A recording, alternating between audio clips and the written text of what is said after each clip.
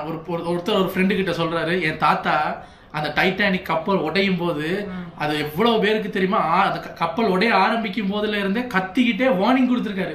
கப்பல் உடைய போது எல்லாரும் அவ்வளவு சொல்லியும் அவரை ஒருத்தர் கூட கணக்கெடுக்கல, நம்பல, இவங்க கிடக்குறா பைத்தியக்காரன் அப்படின்னு.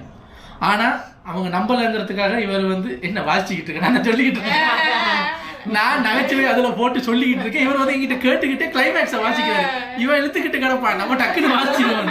என்னைய பாருங்க ரெண்டு பேரும். சோ இருந்தாலும் எங்க தாத்தா மனம் தளரவில்லை, அவர் பெரிய ஒரு வீரன் தானே, அவரும் கிவ் அப் பண்ணாம வார்னிங் கொடுத்துக்கிட்டு கத்திக்கிட்டே இருந்திருக்காரு. கப்பல் உடைய போகுதுன்னு கடைசியா அவரை தியேட்டர்ல இருந்து வெளியே கொண்டு விடுற வரைக்கும் கத்திக்கிட்டே இருந்தாரு.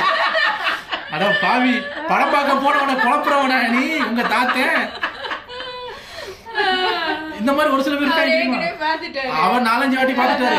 இந்த வாட்டியாவது போய் கப்பல்ல காப்பாத்தி கூட